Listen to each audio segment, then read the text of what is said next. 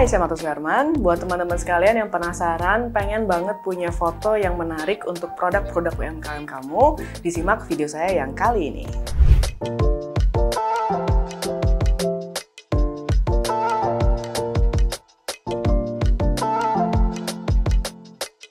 Zaman sekarang banyak banget produk-produk UMKM yang keren-keren dan kece-kece nih. Buat teman-teman juga pasti banyak banget yang mulai berjualan online.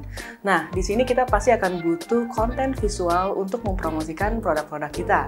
Gimana caranya? Nah, caranya kita harus memiliki satu buah foto atau video yang secara visual mengkomunikasikan tentang produk-produk tersebut. Buat teman-teman sekalian yang penasaran bagaimana caranya memotret dengan lighting yang sederhana dan juga mungkin menggunakan kamera juga yang sederhana, saya akan bahas sampai tuntas di video saya kali ini. Sebelum saya masuk ke pembahasan kali ini, saya ingin mengucapkan makasih banyak buat teman-teman yang selalu support channel ini, yang sudah share bagi teman-teman lainnya sedang belajar fotografi. Dan buat teman-teman sekalian yang mungkin baru aja ketemu video ini dan belum di-subscribe, jangan lupa di-subscribe sekarang karena setiap videonya saya membahas tentang fotografi. Dan buat teman-teman juga yang menanyakan apakah saya ada jasa fotografi, videografi, dan juga social media management, teman-teman bisa langsung kontak ke nomor di bawah ini. Nanti akan dibantu oleh administrasi saya. Demikian juga buat teman-teman yang menanyakan apakah bisa memanggil saya untuk kebutuhan kampus, perusahaan, ataupun komunitas, langsung kontak ke nomor tersebut. Sebelum memulai fotografi untuk foto-foto produk UMKM, teman-teman di sini ada beberapa tips yang teman-teman harus perhatikan. Yang pertama adalah ukuran dari produk yang kamu buat. Jadi produknya itu juga sangat menentukan nanti dari sisi lightingnya dan juga properti yang akan kamu gunakan. Kemudian yang kedua adalah permukaan dari produk tersebut. Apakah permukaan produk tersebut misalnya memiliki bahan mengkilap, atau misalnya teman-teman memiliki produk yang tidak mengkilap atau doff, karena pengaturannya nanti akan sedikit berbeda. Buat teman-teman yang mungkin produknya juga memiliki bahan yang mengkilap, harus diperhatikan karena biasanya produk mengkilap itu akan mudah memantulkan bayangan-bayangan di sekitar kita. Nah, di sini teman-teman juga harus menggunakan aksesoris yang tepat untuk memaksimalkan hasilnya. Dan selanjutnya, poin ketiga yang teman-teman harus perhatikan adalah jenis cahaya yang teman-teman ingin gunakan.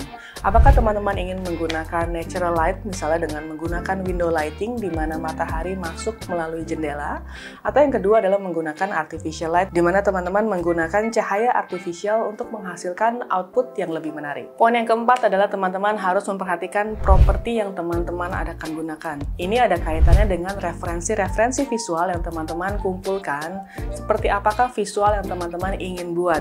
Nah, ketika teman-teman memiliki referensi visual yang menarik, teman-teman coba kumpulkan properti yang sesuai dengan yang teman-teman ingin ciptakan. Dan yang kelima yang tadi saya sudah sebutkan, bahwa kita harus memperbanyak referensi.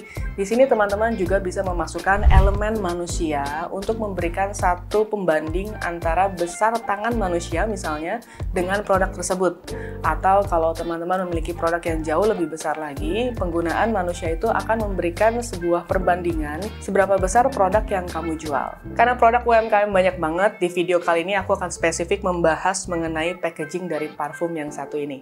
Jadi buat teman-teman yang penasaran kayak gimana setupnya dan bagaimana outputnya, disimak terus sampai habis. Sekarang kita akan shoot untuk produk parfum. Ini packagingnya dari kaca, ukurannya lumayan kecil ya, cuma satu genggam seperti ini.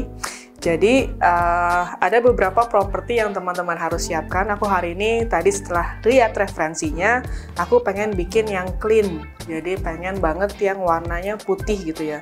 Jadi di sini mejaku kebetulan mejanya putih. Kita juga ada properti kotak seperti ini warna putih.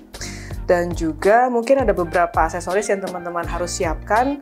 Salah satunya adalah mungkin teman-teman bisa pakai double tip, bisa pakai blue tack, atau mungkin teman-teman juga bisa pakai seperti lakban yang dibalik gitu, dipotong kecil atau dibalik. Tapi paling gampang blue tack atau double tip ya. Jadi kalau kita misalnya mau fotonya dalam posisi tidur seperti ini, misalnya taruh begini. Buat teman-teman kalau misalkan ditaruh gini karena dia bentuknya bulat ya kayak tabung, jadi pasti dia akan muter-muter nih. Ya, jadi kalau kita pasangin lem di bagian belakang blue tack atau misalkan double tape, dia akan stay di sana. Nah, aku akan jelasin dikit mengenai prinsip gobo. Ini juga kebetulan aku akan shoot hanya menggunakan satu lampu aja, jadi buat teman-teman nggak perlu pusing-pusing sebenarnya invest banyak lampu, walaupun nanti aku akan jelaskan kalau photoshoot dengan lebih dari satu lampu tuh kayak gimana. Sekarang kita akan pakai satu lampu aja, di sini juga pakai hard light. Jadi kalau teman-teman mungkin pernah lihat satu buah foto yang backgroundnya ada bayangan-bayangan daun ya, atau misalkan ada motif kayak jendela gitu ya. Nah itu biasanya terjadi kalau ada hard light. Kalau soft light tuh jarang, karena biasanya soft light shadow-nya pun akan menjadi terlalu halus dan nggak gitu kelihatan. Kalau hard light dia akan kelihatan. Jadi kita akan coba gobo itu bisa apa aja, bisa dibuat dari karton atau mungkin bisa juga dari kertas ya, biasanya karton sih ya, karton dalam ukuran tebal. Atau kalau teman-teman ketemu daun-daun seperti ini, daun palem atau mungkin daun lainnya, monstera atau apapun itu, teman-teman bisa pakai ini sebagai gobo. Jadi caranya gimana? Teman-teman jangan letakkan si daun ini atau gobonya itu terlalu dekat dengan lighting, karena semakin dekat ke lighting, shadow-nya itu akan semakin memudar tipis ya. Tapi kalau teman-teman akan lebih dekat ke permukaan, dia akan lebih tegas. Jadi semakin dekat, dia akan semakin tegas shadow-nya. Jadi nanti kita akan coba shoot, kita akan letakkan produknya di meja, lalu kemudian kita akan berikan shadow dan highlight dengan cara seperti ini. Jadi gampang banget, tapi teman-teman mungkin akan butuh satu orang asisten karena akan ngebantu untuk menempatkan kira-kira daunnya itu mau jatuhnya seperti apa. Konsep yang kedua buat teman-teman coba praktek di rumah, teman-teman bisa beli prop seperti ini, blok gitu ya. Teman-teman bisa cari di toko online banyak banget. Dan di sini teman-teman bisa taruh seperti ini, lalu kemudian produknya taruh di atasnya. Teman-teman bisa ambil angle-nya agak lebih rendah ke bawah, jadi low angle. Dan di sini teman-teman bisa pakai dua lighting kayak gini ya. Jadi satu misalkan dari belakang nembak begini, kemudian satu lagi bisa dari depan, agak lebih nyamping dan agak lebih dekat. Nah, mungkin teman-teman di sini ada yang kepikiran kayak, oh kalau kayak gini berarti dia soft light banget ya, shadow-nya itu sangat halus. Kalau teman-teman pengen banget dapetin yang lebih hard light, shadow-nya lebih ada shape-nya, lalu ada warnanya, kita buka aja si softbox-nya ini. Lalu kemudian teman-teman bisa langsung lihat, oh ini shadow-nya langsung berbentuk ya. Jadi dia itu akan kelihatan garisnya akan lebih tegas, dan warna kuningnya ini juga akan reflect ke tempat propertinya yang putih ini gitu ya. Nah ini untuk konsep dua lighting. Kalau teman-teman pengen nambah lagi, penasaran mungkin gue punya 3 lighting nih, pengen nambah deh satu lagi, lalu kemudian ditambah untuk gobo di bagian background. Jadi biasanya untuk pengambilan low angle atau sejajar gitu ya. Nah teman-teman bisa tambahin satu gobo di bagian belakang, tapi harus diingat di bagian belakang dari produk ini harus ada satu tembok atau kayak papan gitu yang polos. Lalu teman-teman kasih si gobonya itu, jadi bagian belakang itu ada bayangan-bayangan mirip kayak konsep yang pertama tadi.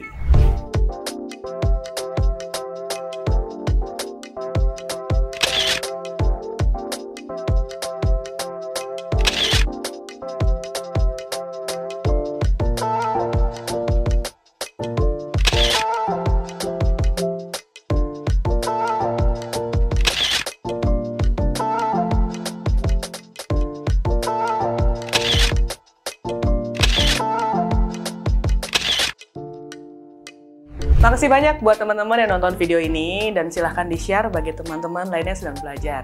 Dan juga buat teman-teman yang mungkin ada request video apa yang akan saya buat berikutnya, atau video apa yang teman-teman sarankan kira-kira dengan produk ini nih, produk UMKM yang sedang happening saat ini, silahkan tuliskan di kolom komentar di bawah ini. So, thank you for watching. Jangan lupa like, comment, subscribe, dan juga share.